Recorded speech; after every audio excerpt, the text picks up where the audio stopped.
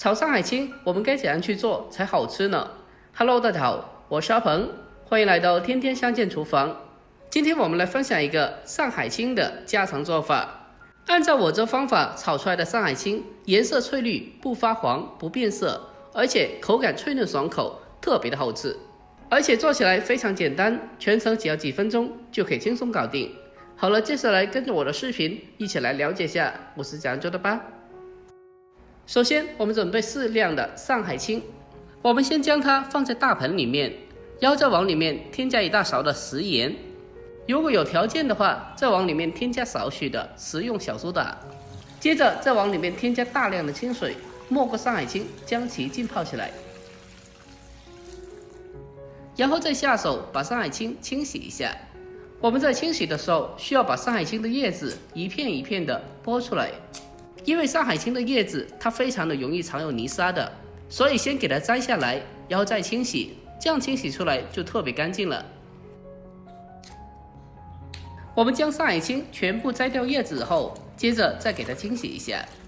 上海青在清洗过程中，我们需要尽量的把它一片一片的去清洗，特别是菜帮的位置，非常的容易藏有沙子还有虫卵的，所以我们需要尽量一片一片的给它清洗一下，把上面的沙子搓洗下来。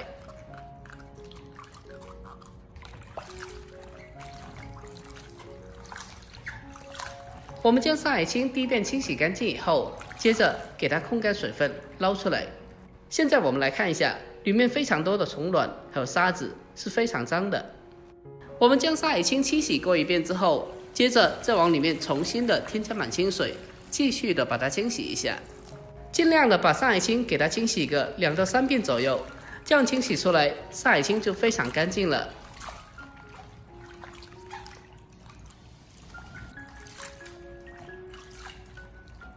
我们将上海青反复的淘洗干净以后，接着给它控干水分，捞出来，先给它装在盘里面备用。下一步，我们将上海青改刀一下。大家看一下菜帮上掰掉叶子残留的一些根部，我们需要给它切掉。切去以后，那么它的口感吃起来会更加好，而且出品和卖相也更加的美观。我们将上海青全部改刀切好后，接着先给它装在盘里面。再准备1小块新鲜的五花肉，清洗干净以后去掉猪皮，然后再把它改刀切成薄片。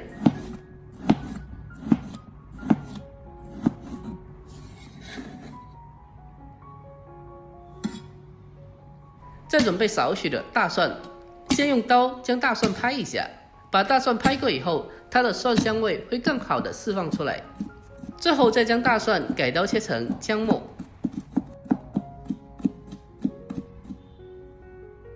把蒜末切好后，先给它装起来，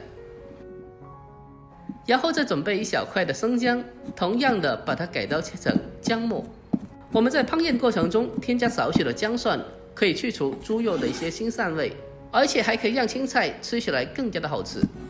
紧接着我们再准备少许的小米椒，把它改刀切成小段，如果家里面不吃辣的话，可以少放或者是不放。最后我们再准备几个香菇，清洗干净以后给它改刀切成大厚片。全部改刀切好后，先把它装起来备用。下一步，我们先提前的准备些许的料汁，小碗中添加适量的蚝油，还有少许的生抽，再添加一点点的鸡精，还有适量的食盐。最后再往里面再添加一点玉米淀粉，还有少许的清水进来，用勺子给它搅拌一下，让所有的调料充分的化开。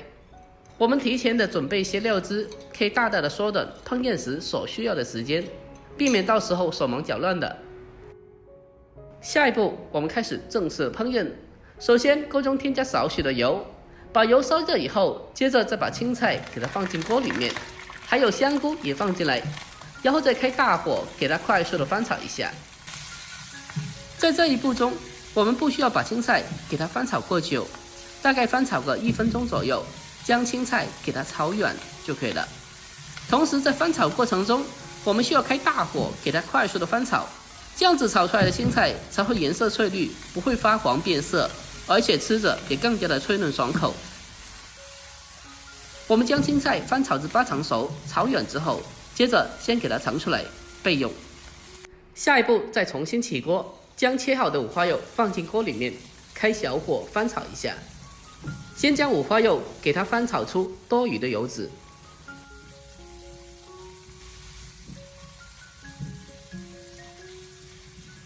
炒出油脂后，再把切好的姜蒜还有小米辣放进来，然后再继续的开小火，不停的翻炒一下，把小料炒出香味。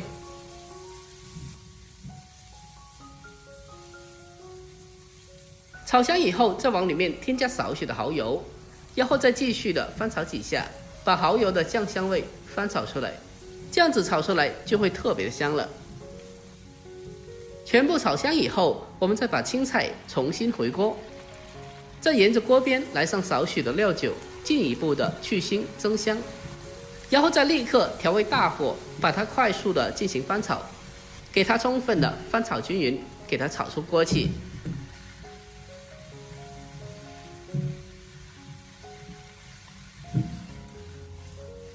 翻炒几下之后，接下来我们开始调味，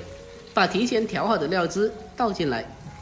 然后再继续的开大火，把它快速的进行翻炒，把料汁给它充分的翻炒均匀，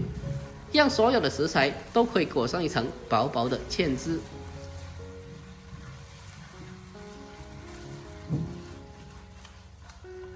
在出锅之前，我们再往里面添加少许的花生油。添加少许的油，可以让芡汁看起来更加的明亮有光泽，然后再继续的开大火，把它快速的翻炒几下，给它翻炒均匀，把它炒出锅气，就差不多可以出锅了。一道非常好吃的家常炒上海青就已经做好了，看起来油光碧绿的，看着就特别的好吃。最后我们将它关火，出锅装盘，就可以美美的开吃了。就这样，一道香喷喷的上海青炒肉片就已经做好了。按照我这方法炒出来的上海青，颜色翠绿，不发黄也不变色，而且吃着脆嫩爽口，还特别的入味好吃。最重要的是，做起来也非常简单的，就算是厨房新手也能在家里轻松操作，而且全程只要几分钟就可以轻松搞定。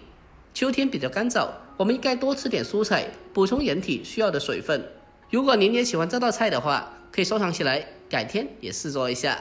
好了，本期就到这里，我们下个视频再见吧，拜拜。